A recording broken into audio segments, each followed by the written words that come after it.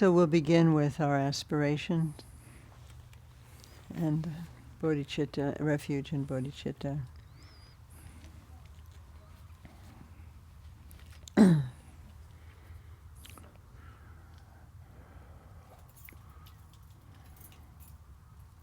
the reason we do this aspiration in the beginning is because it really opens the world for us of understanding of why we are practicing and the great context in which we are practicing. I mean, we really want all beings to be happy. And we have that in mind. We may not know quite how to go about affecting that, or we may not know exactly what our next step is, or what even the happiness of all beings means, but somehow we're very, very profoundly oriented to that, and that reminds us always that we're practicing for a very, very large, very significant purpose. And it also means that we are developing a capacity. We understand that we need to develop a capacity to pay attention to suffering as well as happiness, to recognize that there is suffering and that we want to address it in the best way that we can. And so it's very significant that we begin with this kind of aspiration. Is there anything? May all beings always have happiness and its causes. May all beings always be free of pain and its causes. For as long as space abides, as long as the world remains, just so long may I be there, resolving all beings' pain.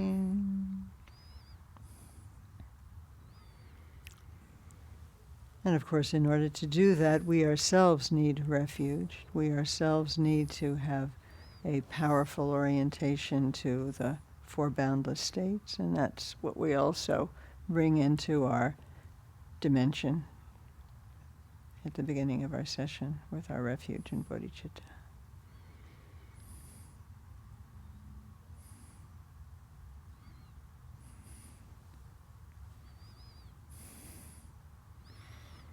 In three real jewels, three root bliss-filled ones, channels, winds, bright orbs, this Bodhi mind, essence, nature, moving love mandal, until full Bodhi I seek refuge.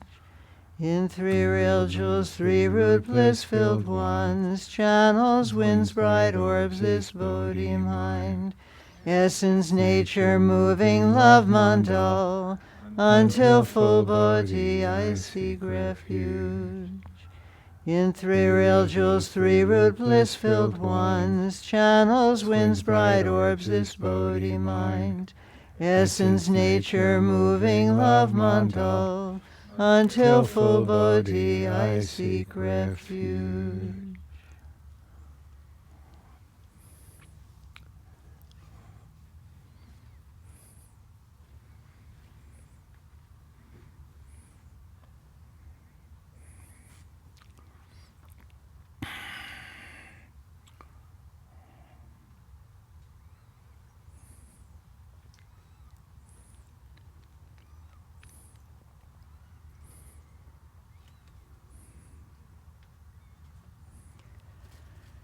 Oh, like moons in water, sights deceive us. We ever roam bound in cyclic chains. For so all may rest in their clear mind sphere, I raise Bodhi through four boundless states. Oh, like moons in water, sights deceive us. We ever roam bound in cyclic chains. So all may rest in their clear mind sphere, I raise Bodhi through four boundless states. Oh, like moons in water, sights deceive us. We ever roam bound in cyclic chains. so all may rest in their clear mind sphere. I raise Bodhi through four boundless states.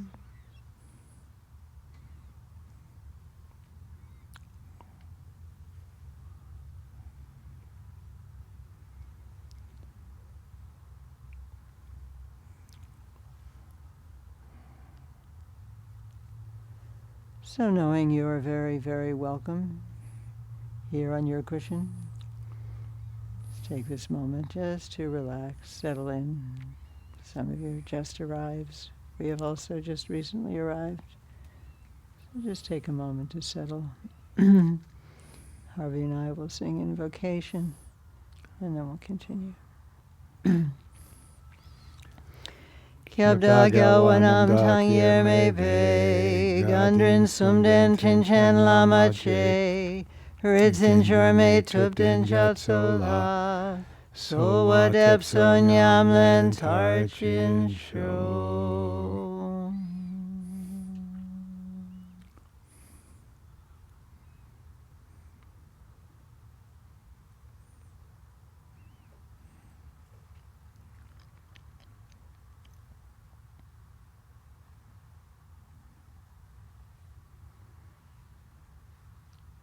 And let yourself just naturally continue to settle on your cushion, on your seat.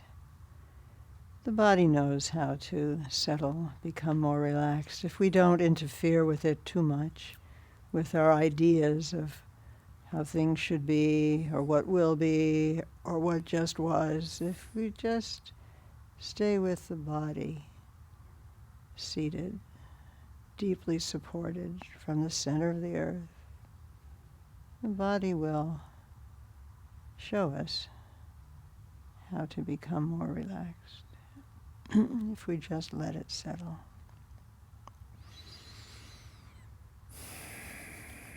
So it's good in meditation to give yourself a little bit of a transition.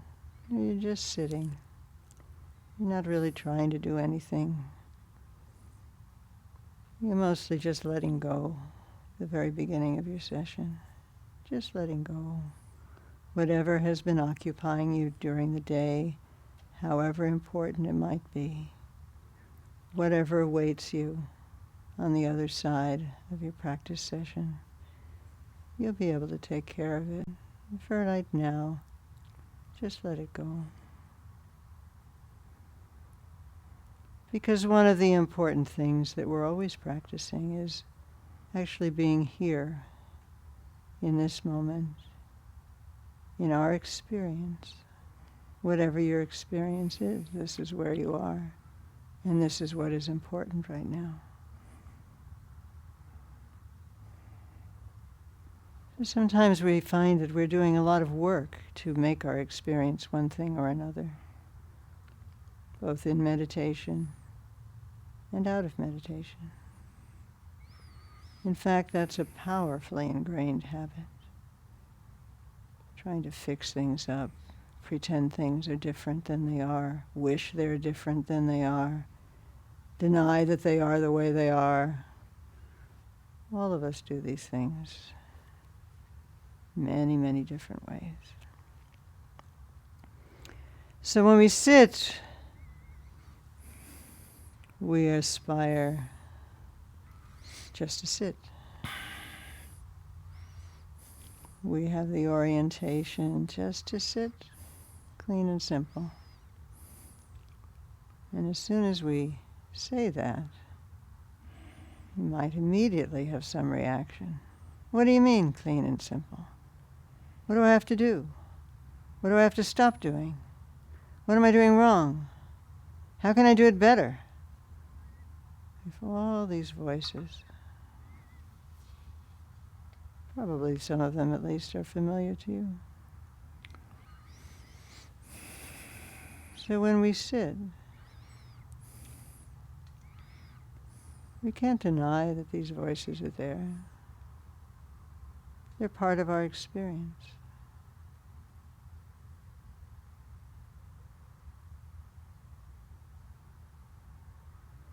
And so when we sit and notice our breathing,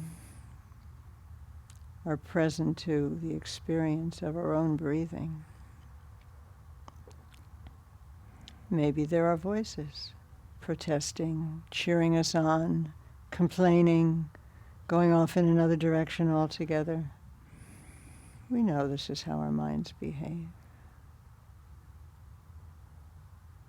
So as we breathe, we just breathe, and we feel our breath, and we feel whatever else might be going on also.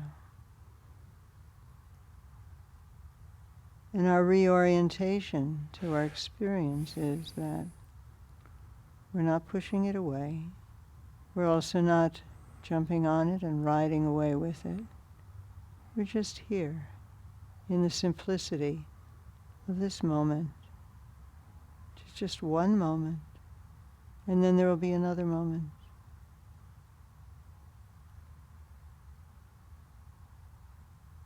The simplicity of not fighting, not wishing it were otherwise, not fussing, not fixing. It's quite a great yoga. It's a process. So let's sit with our breath, just being with your breath. And if other thoughts, reaction come in, they're just there. And you breathe in, and you breathe out. And sooner or later, there will be a shift without your actually structuring any particular effort.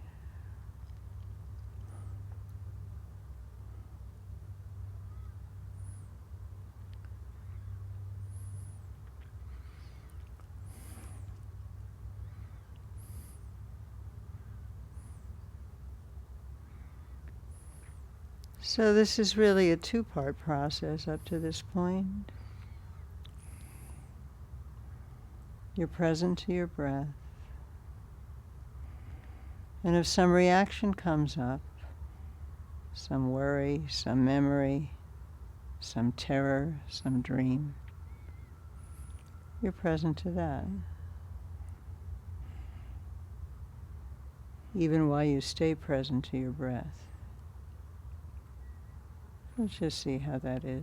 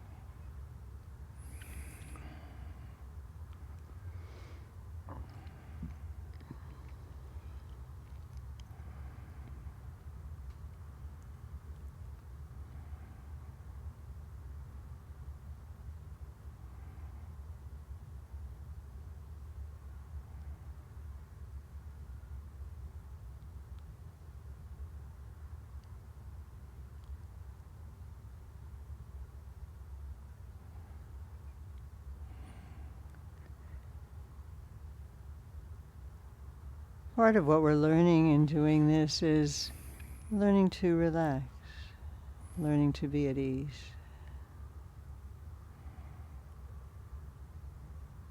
We're with our breath. It's something reliable, stable. Just recognizing that helps us to relax.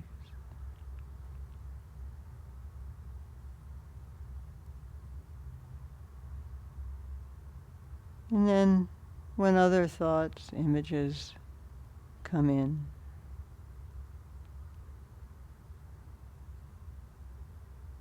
they're just there. They won't stay.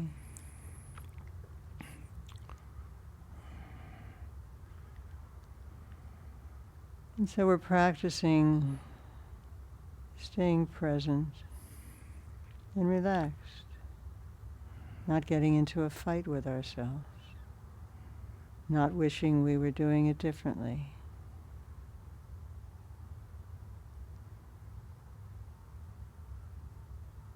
Just being clear, whatever is present in your experience right now. And really making contact with it as your experience, not like you're an observer of a distant star in some kind of objective, disinterested way. You're a feeling being. You're affected by your experience. And yet, there's some underlying ease. At least that's a possibility that we reach for. And that naturally emerges in practice. Can't really make it happen. So we're learning relaxation. And related with that, we're learning slowly to trust this process. You're really not in charge of your process. In many ways, that's good news, because things can unfold that you would never dream of. Possibilities are there for you that you may not yet know.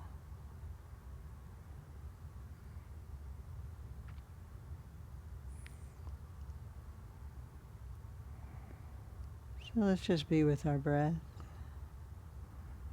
See if you can see how it is for you when you notice some reaction or memory coming up. Just to continue breathing and let it be there. Not watching it like it belonged to someone else. It's yours. It's an experience. You're a warm, feeling, breathing being, and you have feelings and experiences. And it's not that they don't touch you, but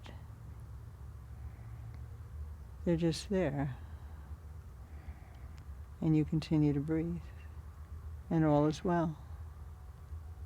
We'll just see how that is for you. We'll do this together for a few more minutes.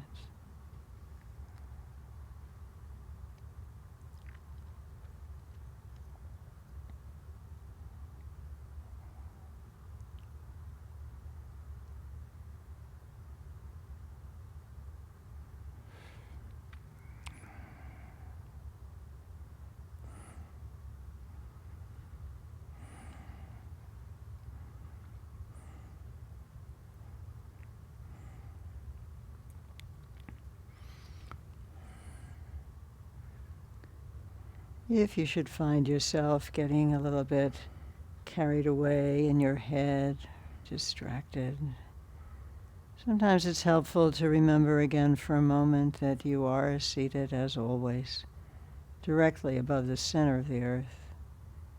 There's support coming to you from there. You can even breathe down to the center of the earth, feeling the alignment from the center of the earth to the bottom of your own body, bottom of your spine. Just a way to feel anchored. You are anchored. Sometimes it helps to make that more conscious.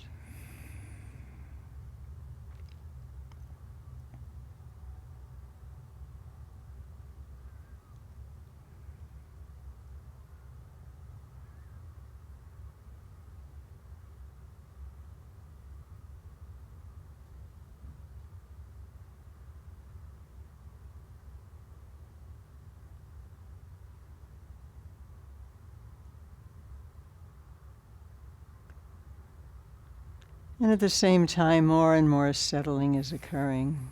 Your body is settling. Your energy is settling.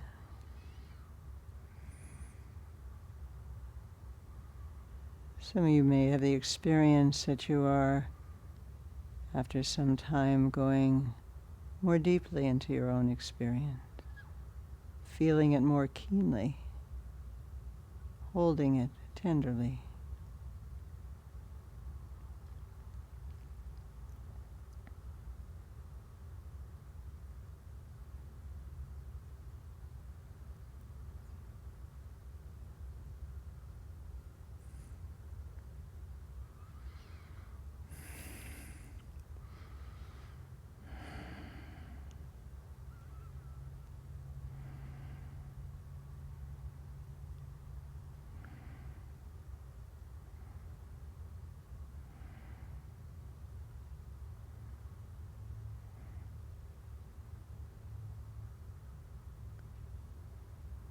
So while you are breathing and you are feeling your breath, feeling all the bodily sensations associated with breathing, very subtle sensations indeed, how the breath comes in, chest and heart open, belly fills if you're breathing deeply. Not suggesting you change how you're breathing, just that you notice the sensation of breathing as it works in your body at this time. And then when you exhale, what is an exhale but ease and relaxation? So every exhale teaches you something about your own way of experiencing relaxation.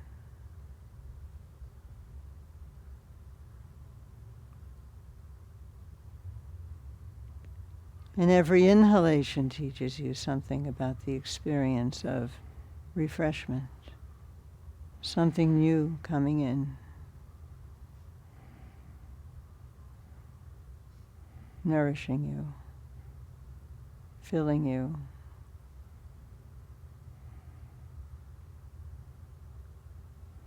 And then when that's complete, again you're exhaling.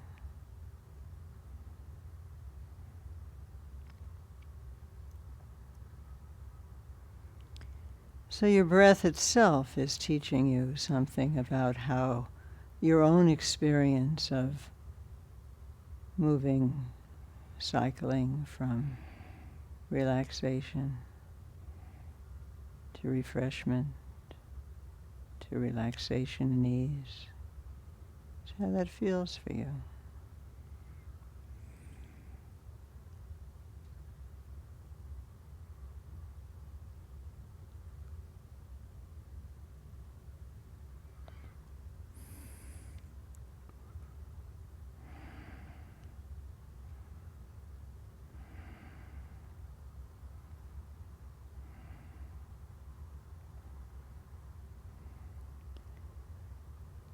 And how it feels for you is further colored by whatever is going on in your sensibility in terms of feelings, reactions, memories, just whatever is arising for you. That's also there.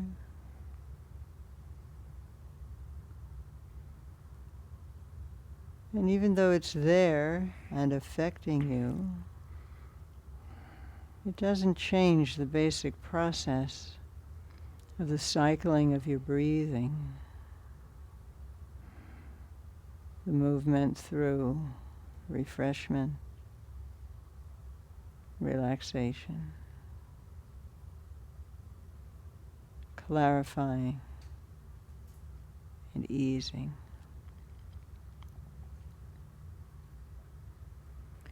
It's not that you're thinking about any of this. This is an articulation of what your actual experience might discover.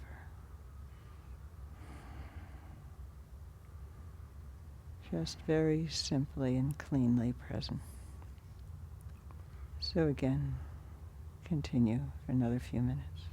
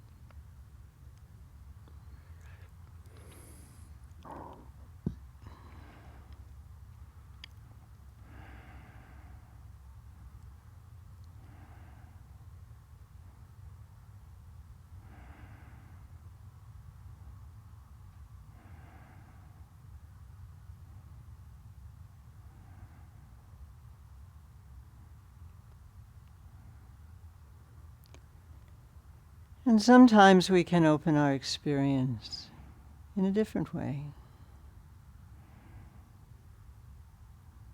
You're still settled, relaxed, clear. And that clarity can be expressed as an orb of light above your crown, shining, luminous, brilliant, clear, loving, tender, gentle,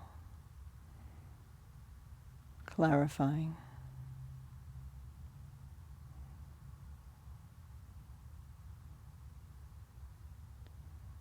And delicate streams of light from this orb above your crown begin to descend and very easily move through your skull, brain, just shining through your whole body. And this might be something that you have a visual sense of. It might be something that you have a kinesthetic sense of, this luminosity. It's a kind of a liquid luminosity flowing through your body and opening any areas that are tight, dissolving knots, clarifying dullness. Maybe this is something you experience through the great capacity of human imagination. However you relate to it is perfect. It's another way of feeling that refreshment and plenitude and nourishment are coming into you in exactly the way that you need right now. The flow of the luminous rays of light is exactly as weak or strong as feels right for you. It's kind of like a cleansing shower of liquid light pouring through you. And again, you may have some reaction.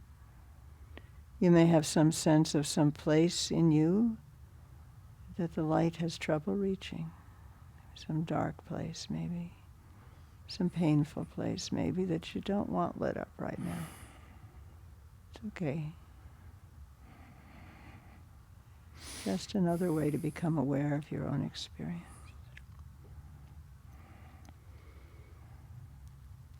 And to include the body,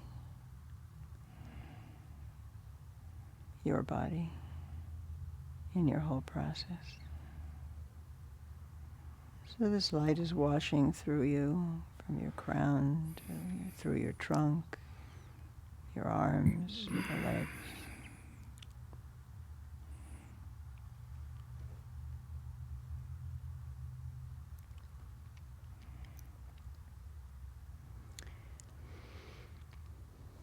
And the orb of light above your crown has a mirror image, an orb of light at your heart, which is an embodied expression of your own clarity. Just an orb of light, however that appears to you. And there's a resonance between these and a kind of calling from your heart for this great, great luminosity to truly unite with your own spark of luminosity that's already in your heart.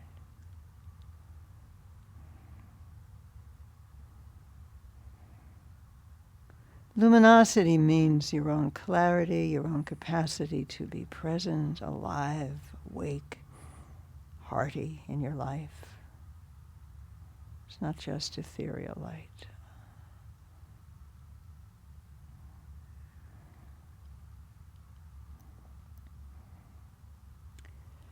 And so because of your aspiration, because of your fundamental affinity for this luminosity that is above your crown, it now begins to descend. Gently, sweetly, tenderly, descending through your crown, your neck, and slipping into and completely unifying with the orb of light already at your heart.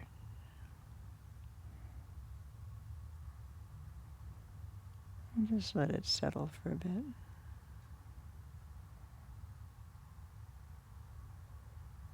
So maybe you tend to imagine the interior of your body as a dark, damp place, or something like that, but maybe now a sense of an inner luminosity lighting up everything.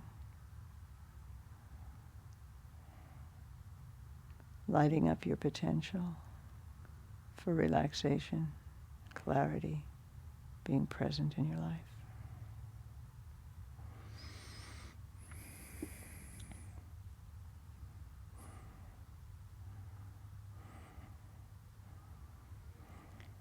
And sometimes we use sound as well.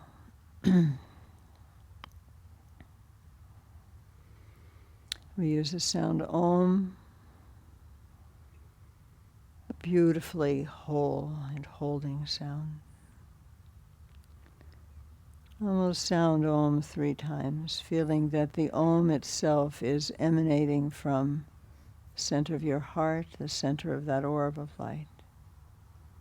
And as you sound Om, the sound which you can feel vibrating your body, and the light which is unified with it, and your awareness, which is also unified, that this sound, light, and awareness, your awareness, are expanding through your whole body, lighting up every cell, firing up every potential of your human being.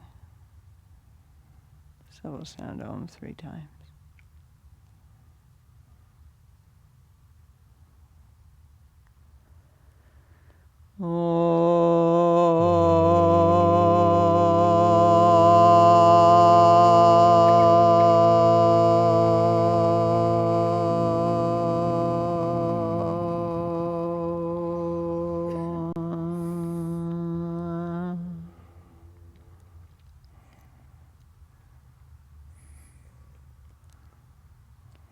And with each Om, another wave of sound, vibration, light, and awareness expanding through you.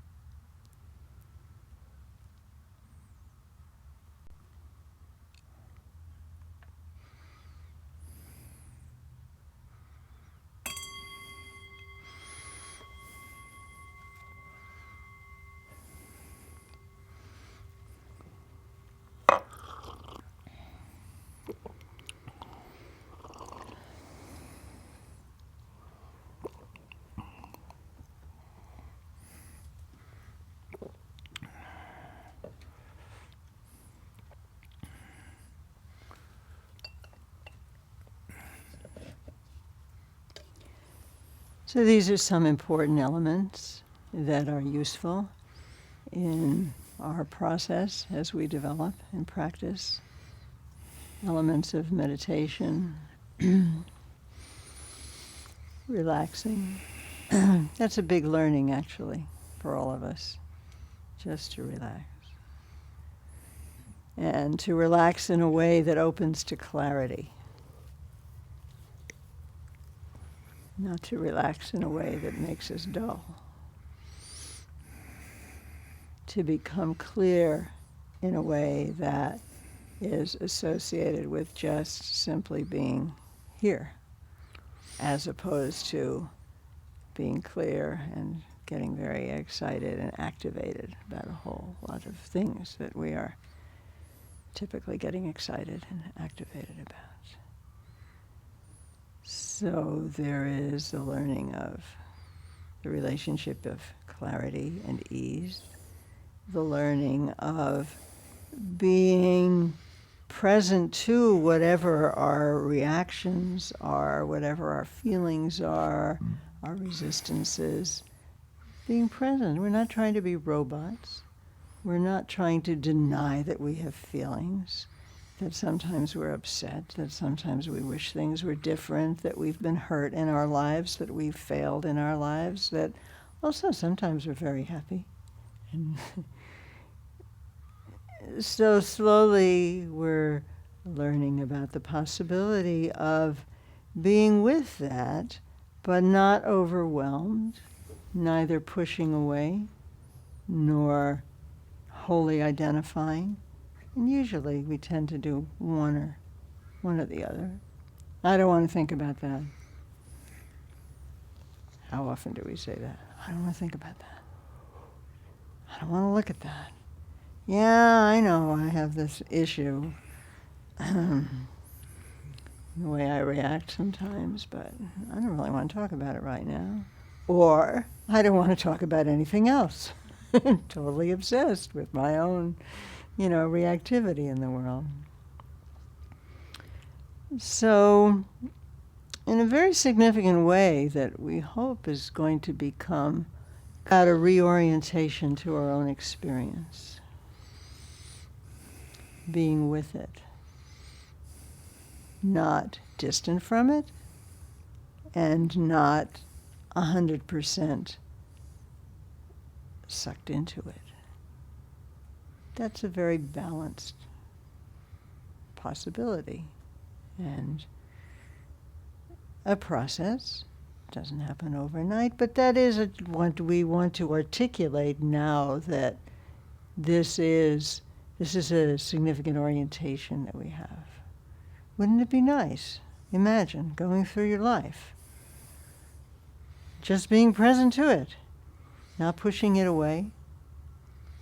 And the things we push away sometimes are actually very precious. Push away another person's love sometimes. Even if we love them, it's just reactive. Just something gets stimulated and, no, this is no good. And then sometimes we don't push away things that really aren't very helpful to us. So this kind of reorientation to experiences is something very important, and we'll be talking more about it.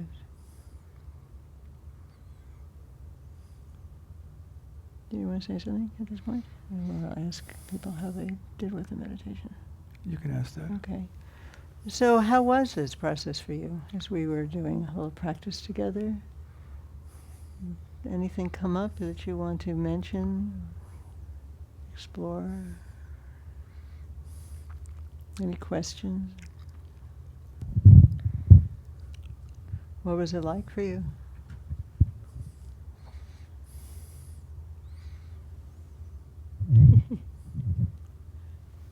Jessica? No? Jessica? You about to say something? You look like you're about to speak.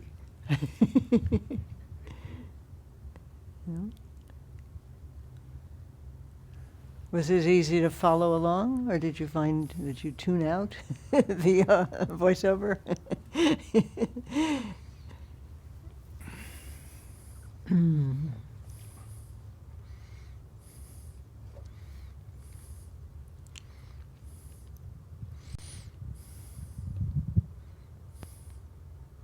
Was there a difference for you when we moved from direct observation of breath and your own reactivity or feelings to more into the realm of the imagination, which is also a very important part, actually, in particularly in Tibetan tradition practices, we use that imagination quite a lot, and that's a very rich aspect of human capacity. Imagination, artistic imagination, the ability to bring to mind something that isn't yet, or that hasn't been, or that isn't exactly what is right now. So it's a little different from the first part of what we did, which is also extremely important, which is, as I said, just simply being present, just simple presence to whatever is going on. But sometimes, as we'll be seeing, and as many of you know already, there is something very important that we can do with this, what I'll call the imagination. So imagining that there's light above your crown, that it comes through your body, and then using sound. Sound is also a very good way of focusing the mind in a relaxed way, and also it's embodied. You can feel sound in your body. So that was a little bit different. I just wonder if you have any observations or comments about how that was. Those two different channels that we were using in practice, how that was for you. Yeah, Mark.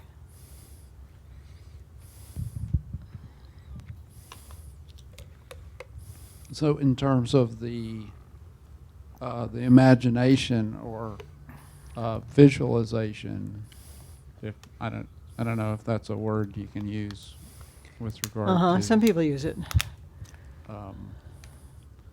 It seems like that my mind wanders less when I'm focusing on a visualization, even though I'm focused on something, as opposed to when I'm focused on the breath. A lot of times, I'll be focused and I'll consciously think, okay, I'm focused on the breath now, and before I know it, I'm thinking about something else.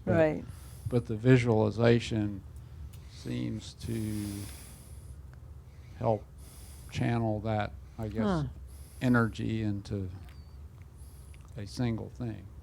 Very interesting. Very interesting.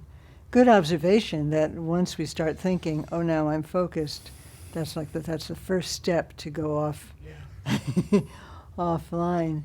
It's quite interesting that you found that your attention is more, and that you said your energy. It's true that the imagination and also using sound, I think it does kind of call forth a certain kind of energy that sounds like for you makes it easier to stay present. That's very interesting. I imagine it's different for different people. But part of your life is imagining things, right? So you're trained in using your imagination, and so that's good. That's that's a channel that may work well for you. Seems like it works well for you. Thanks.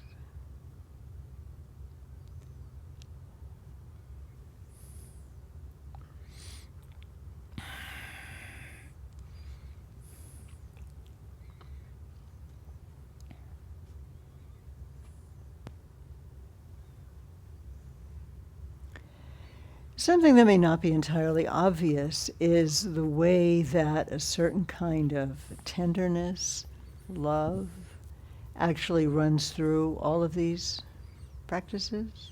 In the sense that, so we began, some of you came in after we began, but we began, as I think you mostly know, with our aspiration, may all beings have happiness in its causes, may all beings be free of suffering in its causes. So that's right away a big aspiration and a big picture, and it's an expression of a certain kind of love, tenderness.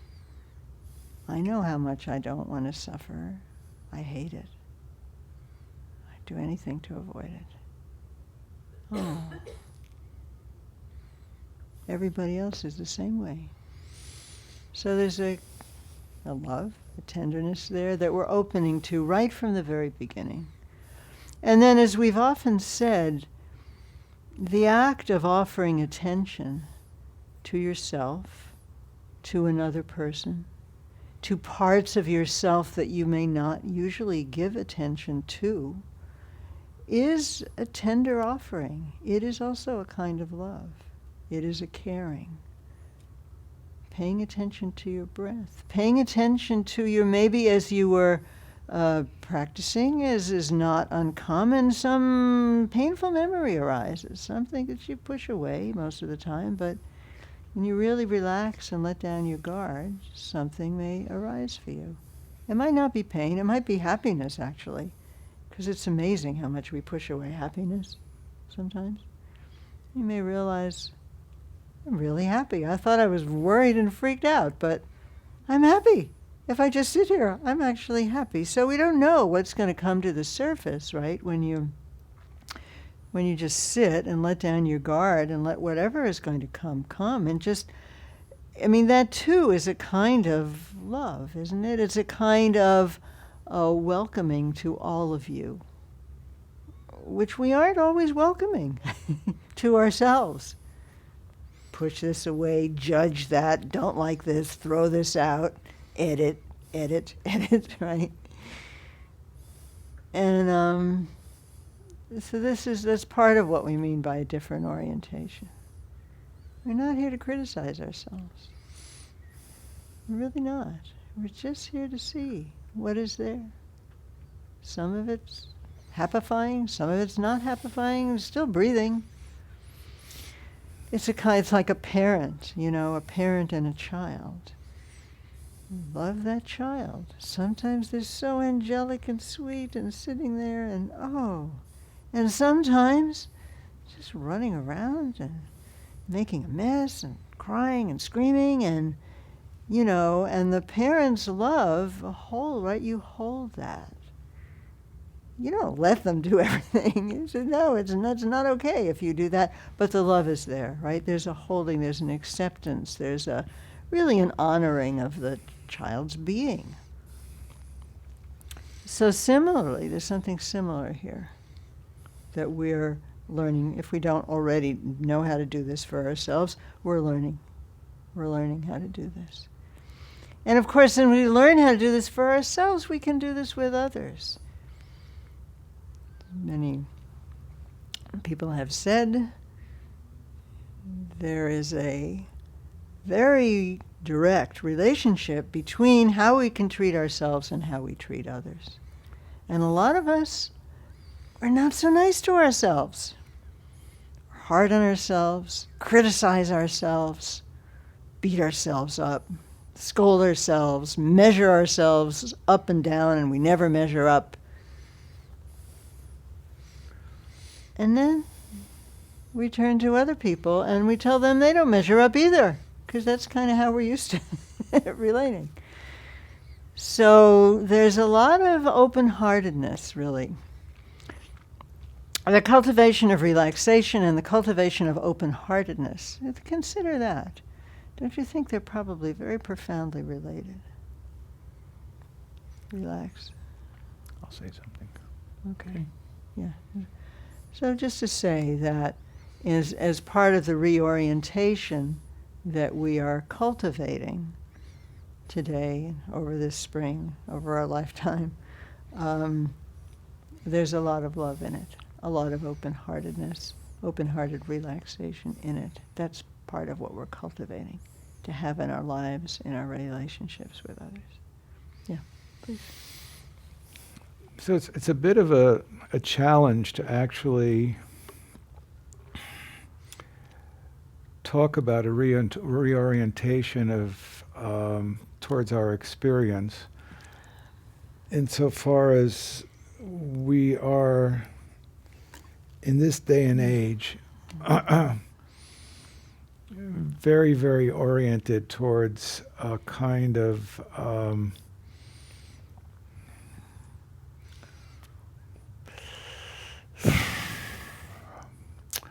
I don't know what word to use, doing or manipulative or contriving attitude towards ourselves, our experience, and most everything around us. And it is a great cultural accomplishment that we have in the Western world to be able to manipulate nature and objects, things, medical procedures, even a lot of psychology is oriented towards manipulating our experience. And what we're trying to arrive at is a very simple state of presence in our own experience. And that may have layers. It may have layers of, I'm aware that I'm completely out of my mind, distracted right now, but that is the present of my experience. Or I'm seeing a beautiful sunset and it's impacting me, and that's the immediacy of my presence. Or I have some deep spiritual realization, and that is the immediacy of my present and my presence. And most of us have such choo-choo trains for minds that it's very, very hard to imagine what actually being more in the present would be like.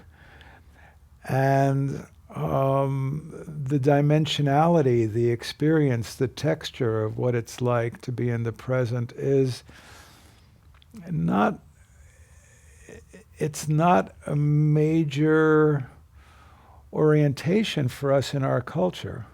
You don't go to elementary school and your teacher have you say, we're going to watch the plum tree together in this culture, and just be in some sort of union with the plum tree. I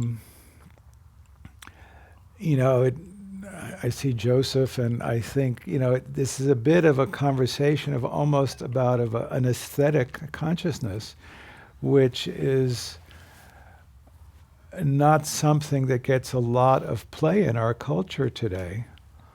What is an aesthetic mode of perception? In Asia, traditionally, there was or were many, many disciplines, including the arts and aesthetics and spirituality, which were oriented towards the, tempted to say, the science of immediate experience. And we're kind of oriented towards the science of engineering. Now, they don't have to be either or, but we do have a kind of imbalance in the way we live and experience and orient. And so even the simple act of breathing, it may be quite unusual for many of us to just sit with our breathing, or it may feel extraordinarily boring or uninteresting. And there is an interest then that can build in doing something like this, but there certainly can be a lot of resistance to the idea of, when I'm used to having 600 channels on my television set, an iPad on my lap, my iPhone on my other lap, and maybe music going on in the background, and somebody is saying, let's just be with our breathing. It's like one channel, one object. What sort of advertising can you possibly develop for something like that? It's a completely different skill set. and it has differently nuanced experiences to it. Um,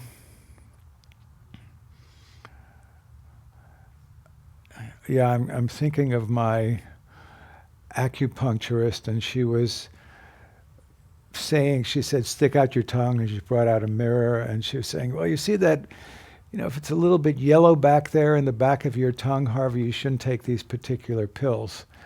I said, what are you talking about? I don't see any yellow. And all of you probably have specializations of your own. Maybe you cook at home and you can tell if somebody put onion powder in the omelet, or you paint and you can see if somebody put some color in painting, or you weave and you can tell something about how somebody used cloth or thread. We're cultivating in meditation a capacity to be with ourselves that's actually quite foreign to us in our native habitat as modern Western individuals. And it has the potential, it has a lot of different layers to it. One layer is really most people in our culture don't allow themselves to feel. So one layer is you become more of a feeling individual. You may become more aware of what is going on in your emotional life and or your energetic life. You may start feeling things in your body that you weren't aware of, both constrictions and flows. But there is also an underlying spaciousness that is our ultimate nature that is present. But if we can't experience the present, how are we going to understand and experience and be with our underlying nature that is ultimately known simultaneous to knowing what's going on in our experience? So a lot of what we're going to be doing in this spring is paying a fair bit of attention to how do we create a kind of spacious present, or create or become aware of would be more appropriate to say. How do we become aware of that spacious presence that is, in a way, the underlying ground? And we may not get to home base, as it were, but can we get some flavor, some intuition, some hints of what it would be like to go through life with a kind of larger spaciousness that contains the individual experiences of our momentary existence. And so it's very, very interesting to contemplate how to talk about this, how to teach it, and even when we experience more of being in the present and the felt impact of just a sort of a deep spiritual presence, just how to take that in and then to share it and to instruct others how to access what's always accessible. But this is the challenge we set ourselves for this particular coming set of teachings. And we just wanted to give a little bit of some previews of some of what we're thinking about offering and opening up as we move forward. Mm-hmm. Makes sense. Yes, really. Are you sure?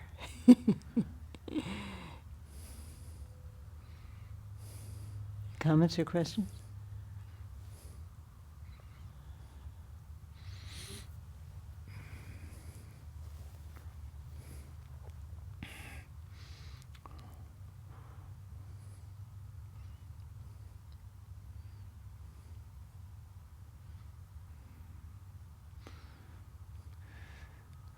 I've said it before, but I'll say it again. There's a very famous sociologist named Max Weber who said with sort of the scientific revolution and the industrial revolution, we moved into an age of disenchantment.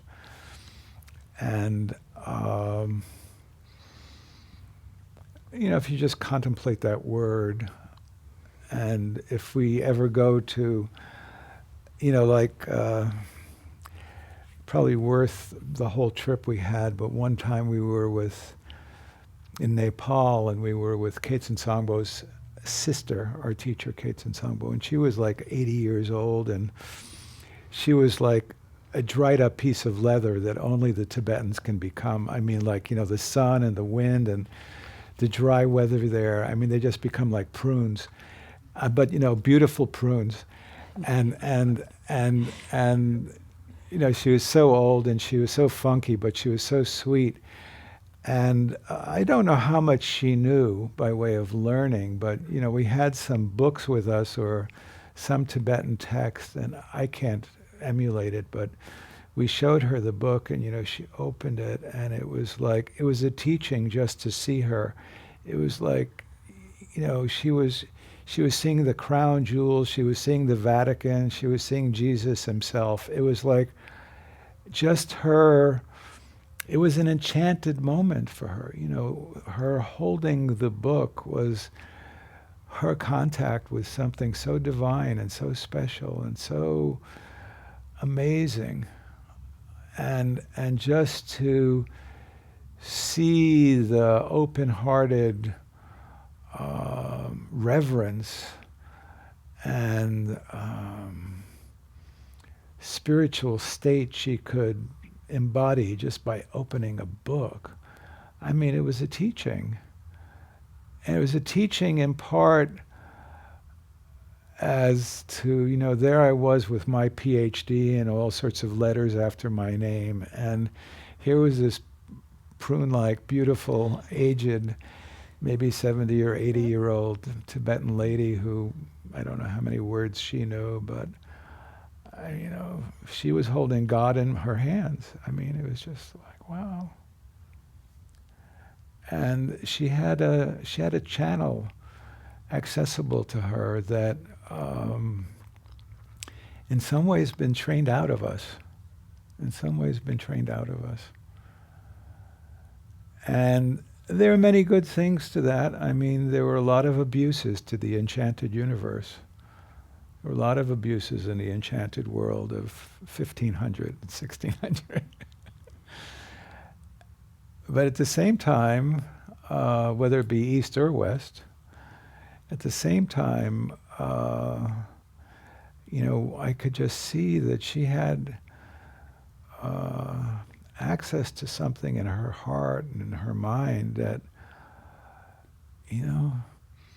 been knocked out of me with, question authority, be like Rene Descartes, go after it. And there's some beautiful stuff in that as well, but we've lost something. And one of the beautiful things is that some of that actually can be recaptured. We slow down when we are with ourselves and when we are with others in a more present, state. I mean, it's terrifying, frankly, as to what I read about, and I don't have that much contact with younger folks now, but I read there's now an app called Vine, which is 6-second videos, which loop over and over and over again. There was an article in the New Yorker about this. I was just like, oh my God.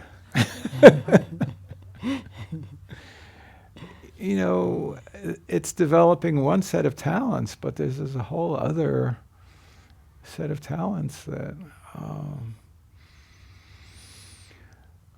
we don't pay that much attention to. And, maybe we're Luddites sitting up here and talking about very arcane skills, but for our money, it's a set of skills that can make life very, very rich and very rewarding and very meaningful.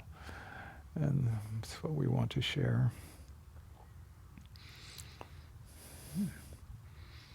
Yeah. So we can have a little break now. We'll come back. We have a few more things to offer you. And take a break for about 10 minutes. I think there's something to eat out there.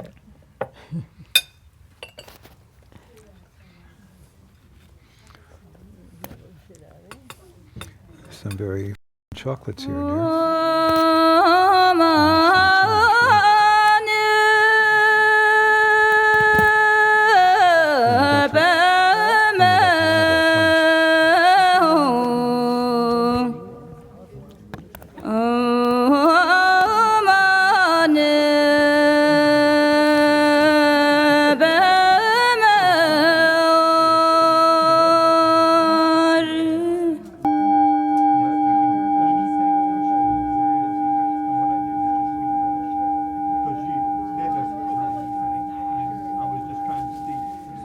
Dawn Mountain offers traditional Buddhist teachings, primarily in the Tibetan tradition, in a way that is accessible to contemporary Americans.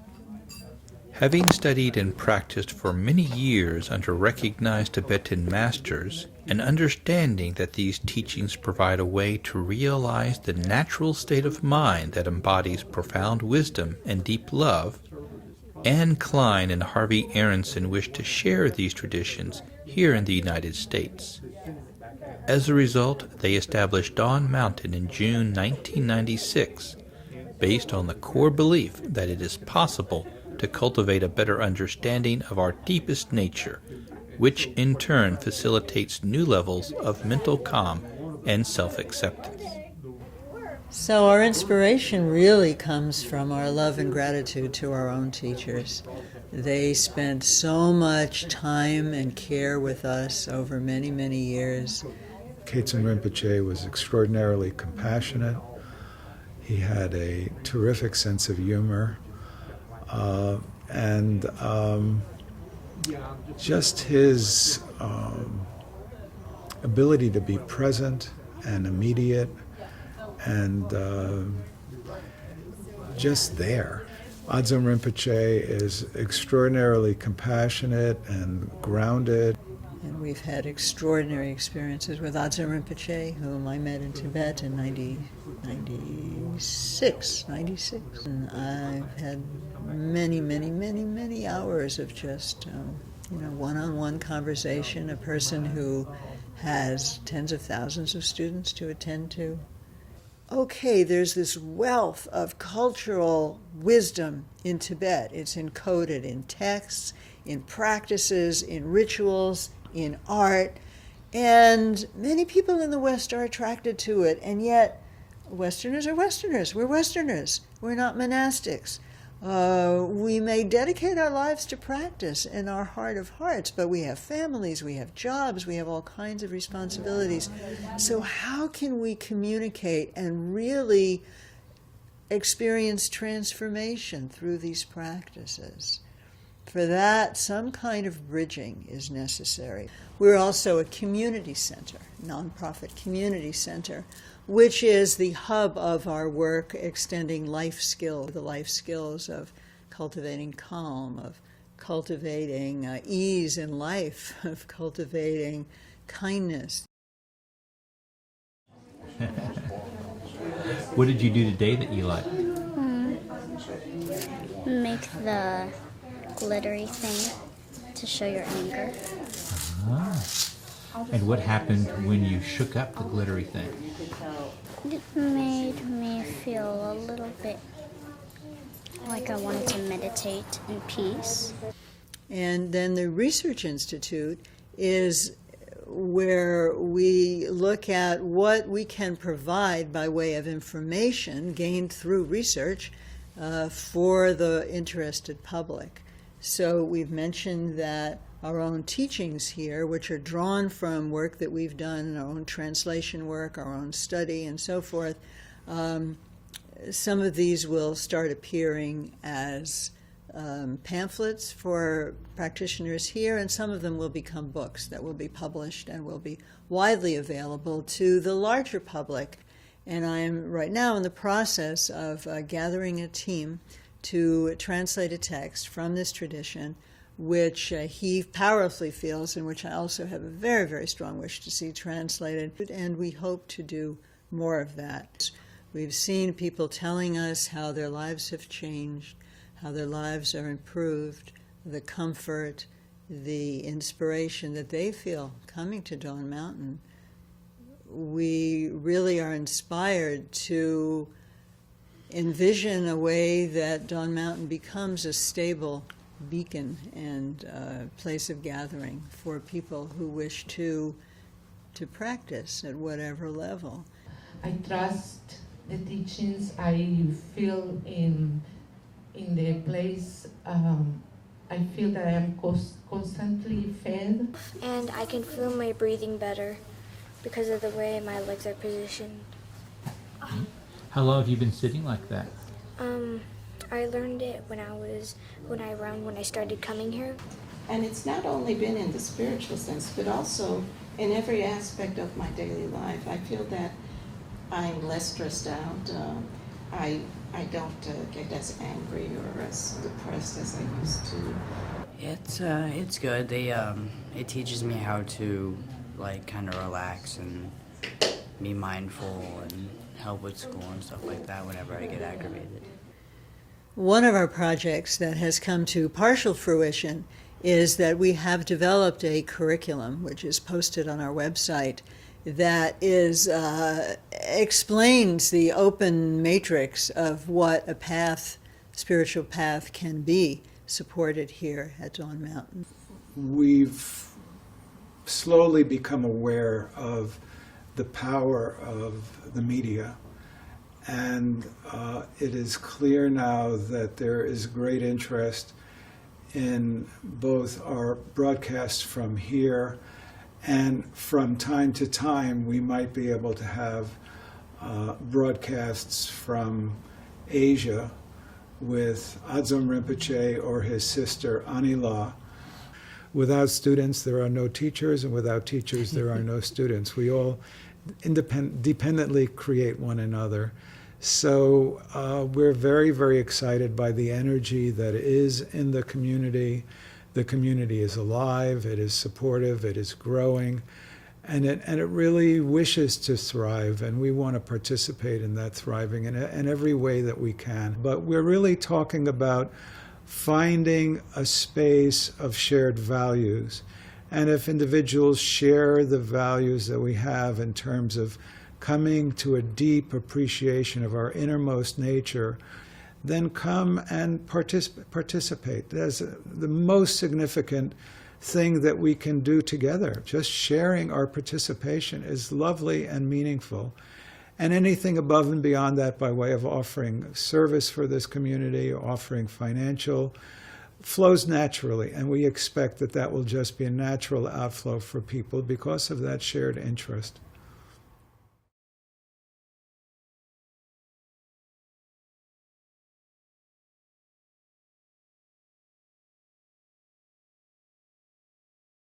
I ask precious three gems from deep in my pained heart.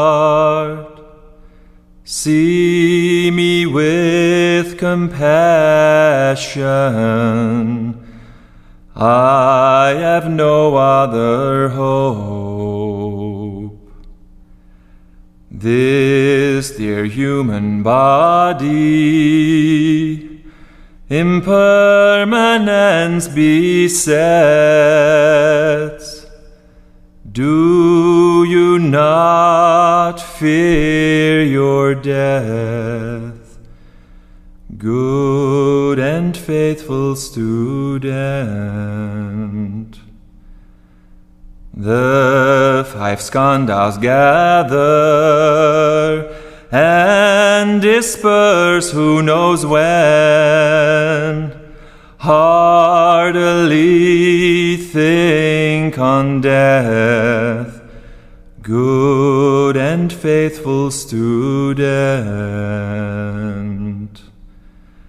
Karma never deceives, so give up wrongful thoughts. Engage Dharma wholly.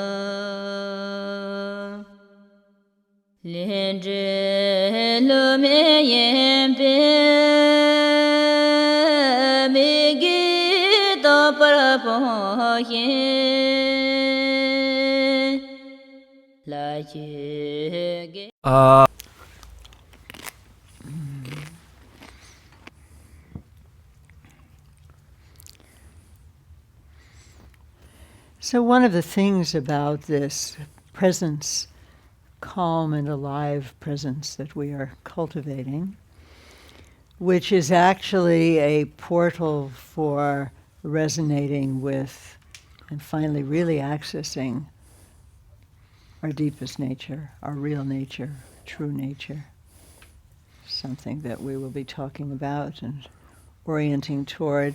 But one thing that we can say about the cultivation of just calm, the ability to just to be there, is a very significant quality for enhancing our experience of our lives, for enhancing our experience of being with other people, for finally enhancing our capacity to actually be with what we really are. And so it has these many functions in terms of benefiting our lives. And it also has a function that's very significant in the face of our mortality. Oh, of course, one of the things that we have to look at when we're looking at the truth of our lives, the truth of our situation, which is always what we want to be present to. Presence really means being present to what is, no longer making things up. So we often, to a large extent, live in a world which doesn't correspond to reality.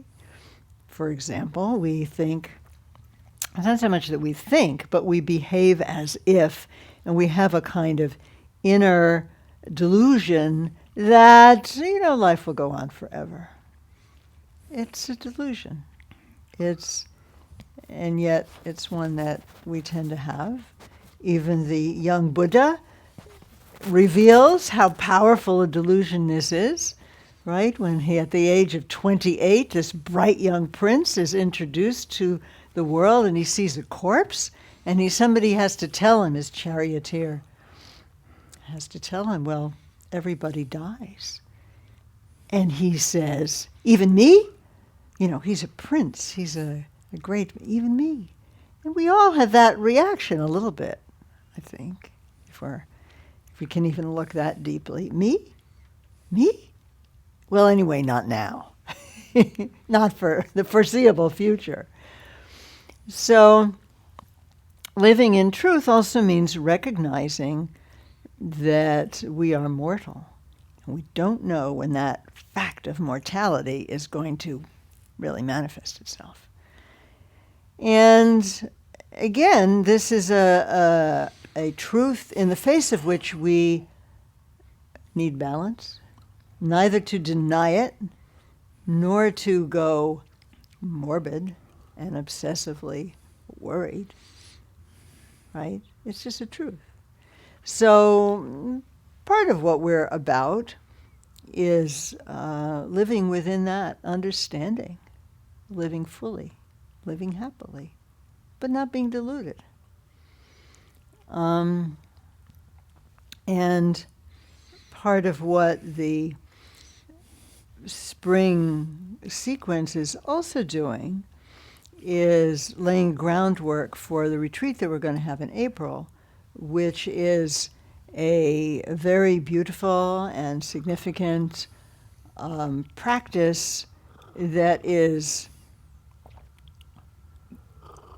geared toward, on the one hand, understanding our real nature, which is the most profoundly liberating thing we can possibly understand, as far as the Buddhist tradition is concerned. This is what insight is into, ultimately. This is why we cultivate calming as well as insight, to have insight into what we actually are as beings. And that's liberating, it turns out. So we're preparing the ground for that retreat, and which is something that is a learning. It's a process. Everything is always a process that is a learning that can be profoundly helpful to us in our own experience of our own dying,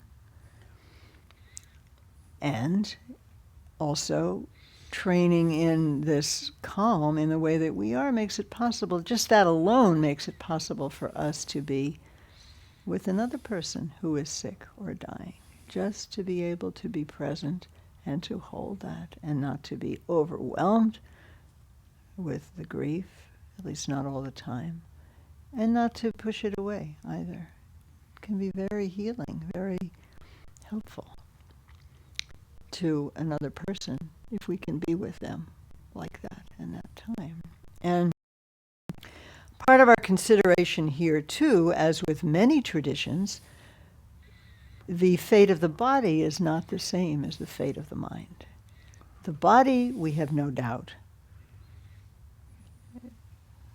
The body will dust to dust, or maybe we cremate it or bury it, but something, and then it's really not worth thinking about anymore. It doesn't have a continued continuity. But the mind, Buddhism, along with Christianity, Islam, Indian religions, many forms of spirituality, doesn't see the fate of the mind and body as the same. Body finishes, but the mind, consciousness, that mysterious life within us that we call consciousness, what happens to that? And if its fate is not the same as that of the body, if it continues, then what? What might we do to enhance the potential of our own consciousness as it passes from our body and goes on? So these are some of the things that we're oriented toward, and the retreat, the practice of the 100 deities, the Shitro, some of them are fierce and some of them are calm, so they're called the calm fierce or the peaceful and wrathful. Deities, what does that mean? They're expressions of our own being. They're not some foreign entity arrives from Mars or something like that. They're part of us. So it's another way of getting to know ourselves and being with every part of ourselves and seeing into the profound nature of every part of ourselves and making use of that in the most, in every circumstance of life and also at the end of life. That's kind of a big picture of the retreat itself and the what we're going to be doing in spring, and the retreat that we're having on January 31st, Saturday, from 10 to 4 is a very important part of the training to become ready for that retreat. And Just as wanted to mention that. always, our Tuesday evenings stand alone, and they are really a kind of a portal into both some basic spiritual, sometimes Buddhist ideas that are useful in and of themselves. They are, in this case, also introductions leading to these retreats we're having, but Tuesday night does stand on its own. And for some people who may not be interested in doing something like a retreat, there'll be much of value in terms of really opening up the vision of what we were talking about earlier, of just really being able to come into some appreciation of our present reality and being oriented towards our present reality. Yeah. Comments, questions? What is Claire doing? Oh, thank you. Yes. Has the book gone around? We have I a don't book think that we so. I put meant to names mention. in that if you have anybody you wish us to just sort of call to mind, we, as it Thank were, you. bring those who are Pass it close to around. us to mind, those who are ill, those who have recently passed.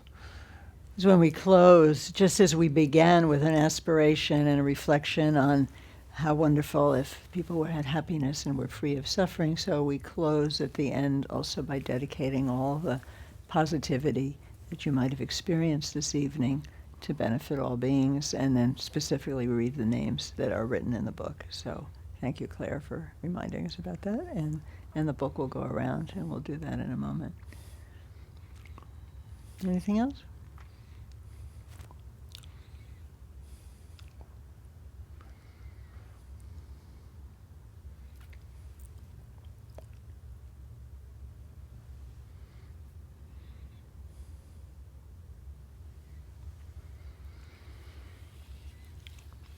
And just to let you know, other things that we really feel that the basic principles that we went over tonight, this capacity to relax into clarity, to clarify into relaxation, are fundamentally of great potential benefit for just about everyone.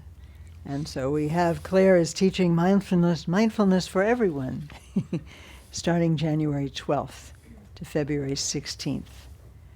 Dawn Mountain's most popular mindfulness program. Good PR. Yes. Do you want to say anything about it? Yeah.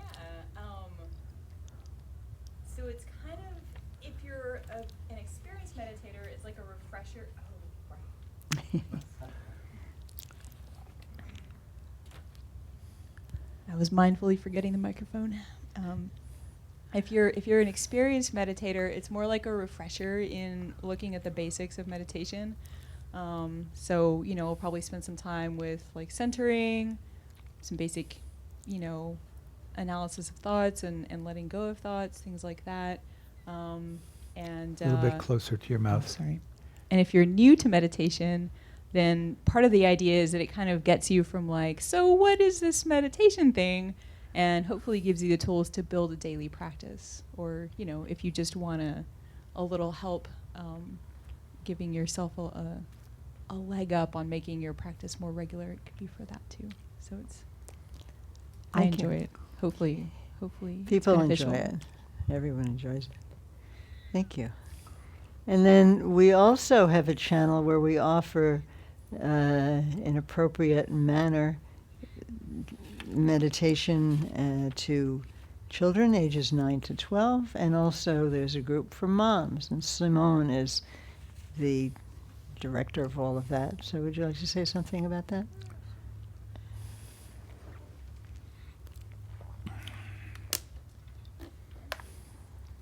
So mindful discovery will start. Can you hear me? So mindful discovery will start January the 11th, and it goes for 6 weeks. It's for ages 9 to 12, and we will practice, the art of being present. We'll talk about the brain and what part of the brain we use when we're being mindful. we'll do art. We will practice mindful breathing, and we'll do some creative writing exercises.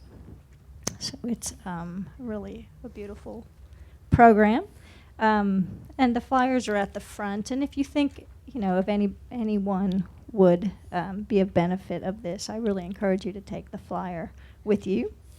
And then Mindfulness for Moms, there's also flyers at the front too. We'll start January the 20th. It'll also go for 6 weeks. And we will talk about the benefits of mindfulness practice for busy parents, the great importance of being present with your children.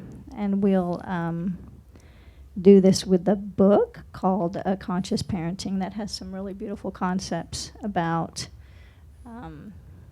all the different ways that we can be present with our children, starting with the importance of being present with ourselves, and then practicing being present with our children. So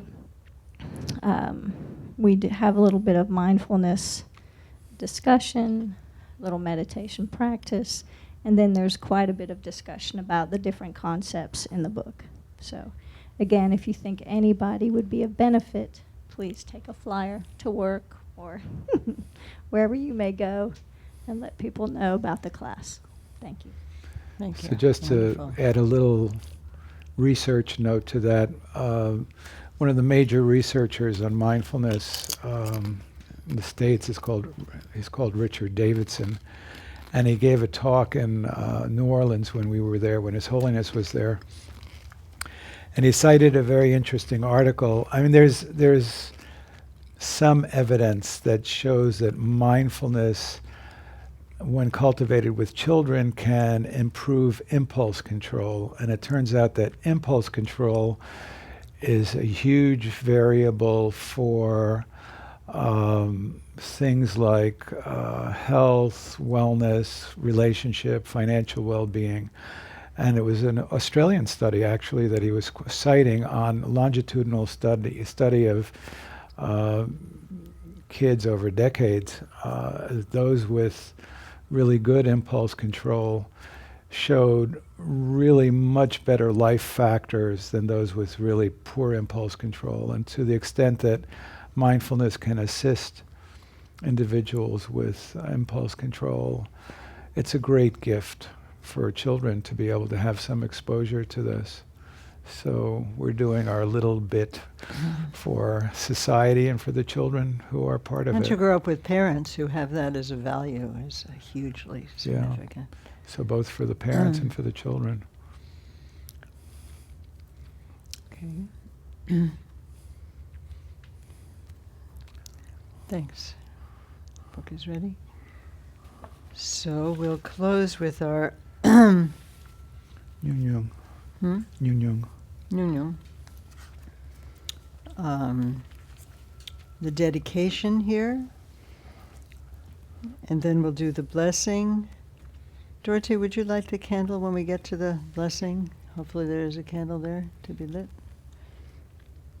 And we'll read the names. So when you finish writing, bring up the book. Okay. So take a moment. So what this means is there's a sense of sharing that we close with. So anything that you might have felt of benefit for you during this evening, some aha moment, some insight, some little bit of quiet, some little bit of peace, that's something. That's actually something. And so we close with a sense that we're not just hoarding this for ourselves, but sharing it, giving it away to everyone, so that that benefit that we experienced will also become benefit for others. In this way, we close much as we began, and it's an important framework. Okay. So our saying "by this good" means the good that we actually experienced. It's not some idea. It's something that you experienced, you're now offering. By this good may I swiftly once become a great guru, lead all beings, everyone, to reach to that very ground. And our blessing and the candle. With all of you in mind, we light this lamp of clarity. May the glow of love, wisdom, shine within us, everyone, till we all rise forth born in one enlightened mandala. Can we get the book up here? Is the book ready?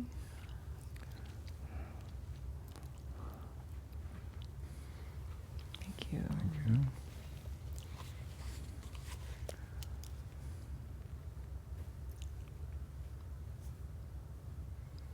No. Mike Leg. Okay. Glory and retreat. Hmm? Glory and retreat.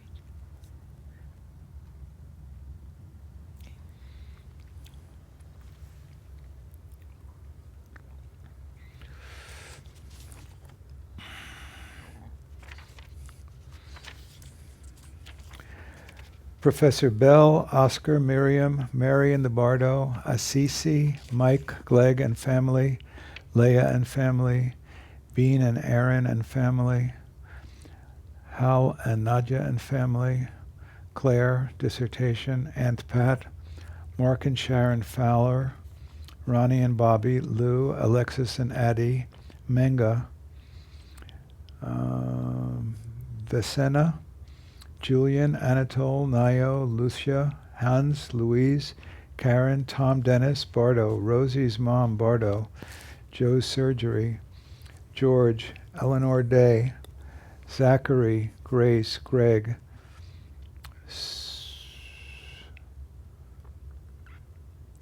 Sorrel, Grabby, Madeline, Karen, Lois, Larry, Lewis, Kevin, Lynn, Kim R., Natalie, Helen, all those suffering in Africa and in the Middle East, Morris, Anu, Lisa, Benitez in the Bardo, Holmes, Lucia, Julian, Dante, Chaz, Nazio, Zachary, Kathy, Lungchen Luli, Valdana Woodard, Mike Glegg, Gloria in retreat, Namvo, Tim Marvin, Diana and Joshua.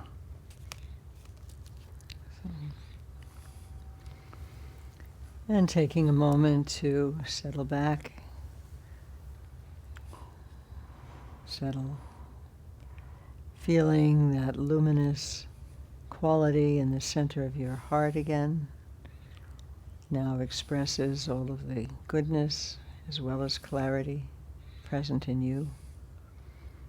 And we'll close with 3 ahs, with each ah light, sound, and your own positive intentions expanding first throughout your body, throughout the room, and by the end of the 3rd ah, throughout the universe, blessing everyone, everywhere.